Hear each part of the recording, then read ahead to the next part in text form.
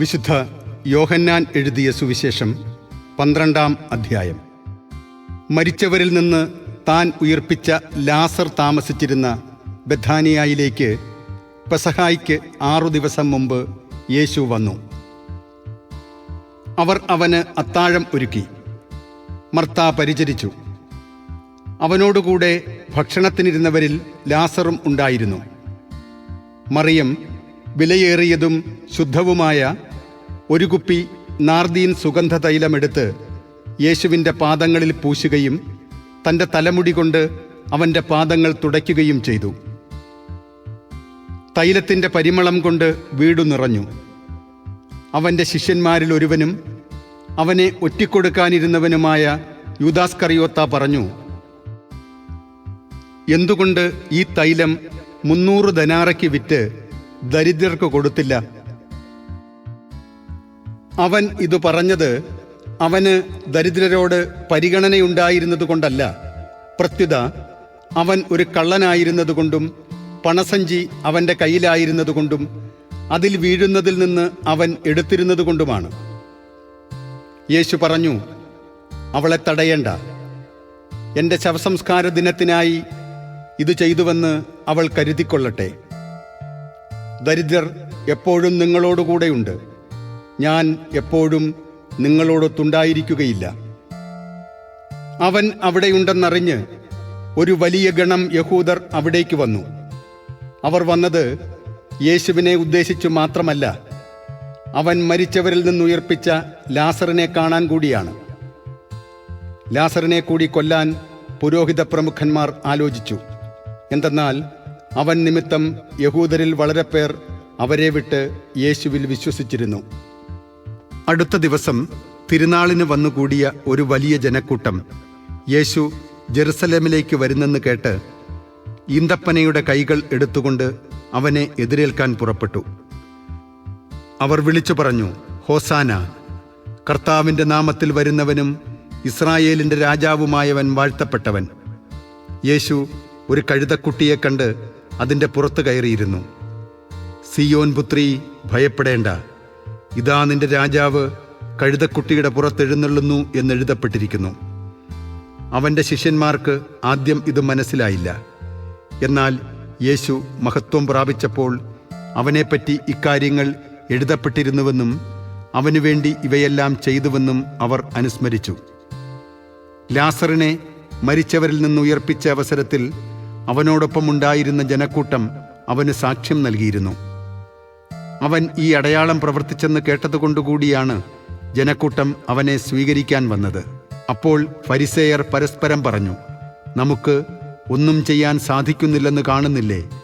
നോക്കൂ, ലോകം അവൻ്റെ പിന്നാലെ പോയി കഴിഞ്ഞു. തിരുനാളിൽ ആരാധിക്കാൻ വന്നവരിൽ ഏതാനും ഗ്രീക്കുകാരുമുണ്ടായിരുന്നു. ഇവർ ഗലീലിയിലെ ബത്സയിദായിൽ നിന്നുള്ള പീലിപ്പോസിൻ്റെ അടുക്കൽ ചെന്ന് പറഞ്ഞു, പ്രഭോ, ഞങ്ങൾ യേശുവിനെ കാണാൻ ആഗ്രഹിക്കുന്നു. പീലിപ്പോസ് പോയി അന്ത്രയോസിനോട് പറഞ്ഞു. അന്ത്രയോസും പീലിപ്പോസും കൂടി യേശുവിനെ വിവരമറിയിച്ചു. യേശു പറഞ്ഞു, മനുഷ്യപുത്രൻ മഹത്വപ്പെടാനുള്ള സമയമായിരിക്കുന്നു. സത്യം സത്യമായി ഞാൻ നിങ്ങളോട് പറയുന്നു, ഗോതമ്പുമണി നിലത്തു വീണ് അഴിയുന്നില്ലെങ്കിൽ അത് അതേപടിയിരിക്കും. അഴിയുന്നെങ്കിലോ അത് വളരെ ഫലം പുറപ്പെടുവിക്കും. തൻ്റെ ജീവനെ സ്നേഹിക്കുന്നവൻ അത് നഷ്ടപ്പെടുത്തുന്നു. ഈ ലോകത്തിൽ തൻ്റെ ജീവനെ ദ്വേഷിക്കുന്നവൻ നിത്യജീവനിലേക്ക് അതിനെ കാത്തുസൂക്ഷിക്കും. എന്നെ ശുശ്രൂഷിക്കാൻ ആഗ്രഹിക്കുന്നവൻ എന്നെ അനുഗമിക്കട്ടെ. അപ്പോൾ ഞാൻ ആയിരിക്കുന്നിടത്ത് എൻ്റെ ശുശ്രൂഷകനും ആയിരിക്കും. എന്നെ ശുശ്രൂഷിക്കുന്നവനെ പിതാവ് ബഹുമാനിക്കും. ഇപ്പോൾ എൻ്റെ ആത്മാവ് അസ്വസ്ഥമായിരിക്കുന്നു. ഞാൻ എന്തു പറയേണ്ടു? പിതാവേ, ഈ മണിക്കൂറിൽ നിന്ന് എന്നെ രക്ഷിക്കണമേ. അല്ല, ഇതിനു വേണ്ടിയാണല്ലോ ഈ മണിക്കൂറിലേക്ക് ഞാൻ വന്നത്. പിതാവേ, അങ്ങയുടെ നാമത്തെ മഹത്വപ്പെടുത്തണമേ. അപ്പോൾ സ്വർഗത്തിൽ നിന്ന് ഒരു സ്വരമുണ്ടായി, ഞാൻ മഹത്വപ്പെടുത്തിയിരിക്കുന്നു, ഇനിയും മഹത്വപ്പെടുത്തും. അവിടെ നിന്നിരുന്ന ജനക്കൂട്ടം ഇത് കേട്ടിട്ട് ഇടിമുഴക്കമുണ്ടായി എന്ന് പറഞ്ഞു.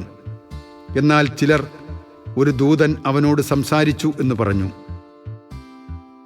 യേശു പറഞ്ഞു, ഈ സ്വരമുണ്ടായത് എനിക്ക് വേണ്ടിയല്ല, നിങ്ങൾക്ക് വേണ്ടിയാണ്. ഇപ്പോഴാണ് ഈ ലോകത്തിൻ്റെ ന്യായവിധി. ഇപ്പോൾ ഈ ലോകത്തിൻ്റെ അധികാരി പുറന്തള്ളപ്പെടും.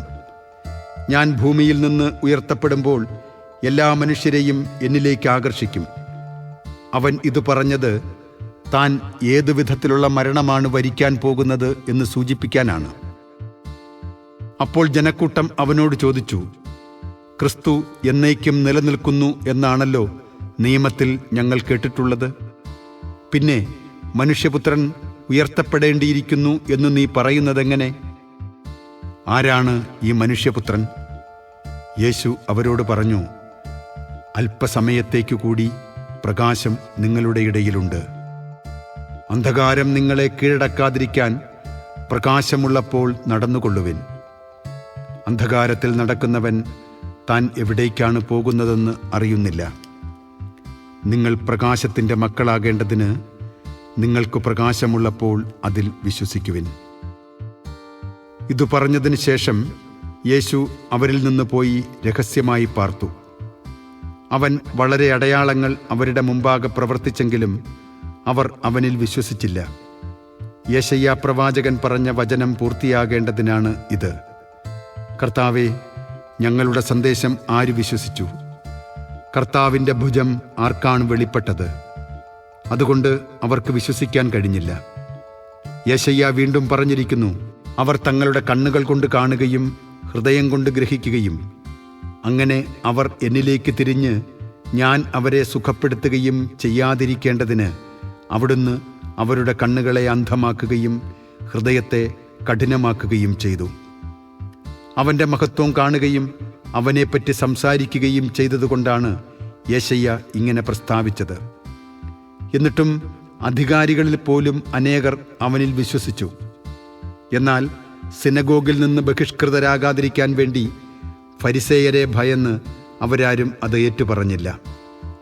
ദൈവത്തിൽ നിന്നുള്ള മഹത്വത്തെക്കാളധികം മനുഷ്യരുടെ പ്രശംസ അവർ അഭിലഷിച്ചു. യേശു ഉച്ചത്തിൽ വിളിച്ചു പറഞ്ഞു, എന്നിൽ വിശ്വസിക്കുന്നവൻ എന്നിലല്ല, എന്നെ അയച്ചവനിലാണ് വിശ്വസിക്കുന്നത്. എന്നെ കാണുന്നവൻ എന്നെ അയച്ചവനെ കാണുന്നു. എന്നിൽ വിശ്വസിക്കുന്നവരാരും അന്ധകാരത്തിൽ വസിക്കാതിരിക്കേണ്ടതിന് ഞാൻ വെളിച്ചമായി ലോകത്തിലേക്ക് വന്നിരിക്കുന്നു.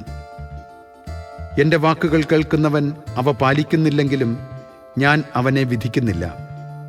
കാരണം ഞാൻ വന്നിരിക്കുന്നത് ലോകത്തെ വിധിക്കാനല്ല, രക്ഷിക്കാനാണ്. എന്നാൽ എന്നെ നിരസിക്കുകയും എൻ്റെ വാക്കുകൾ തിരസ്കരിക്കുകയും ചെയ്യുന്നവന് ഒരു വിധികർത്താവുണ്ട്. ഞാൻ പറഞ്ഞ വചനം തന്നെ അന്ത്യദിനത്തിൽ അവനെ വിധിക്കും. എന്തെന്നാൽ ഞാൻ സ്വമേധയാ അല്ല സംസാരിച്ചത്. ഞാൻ എന്തു പറയണം, എന്തു പഠിപ്പിക്കണം എന്ന് എന്നെ അയച്ച പിതാവ് തന്നെ എനിക്ക് കൽപ്പന നൽകിയിരിക്കുന്നു. അവിടുത്തെ കൽപ്പന നിത്യജീവനാണെന്ന് ഞാൻ അറിയുന്നു. അതിനാൽ ഞാൻ പറയുന്നതെല്ലാം പിതാവ് എന്നോട് കൽപ്പിച്ചതുപോലെ തന്നെയാണ്.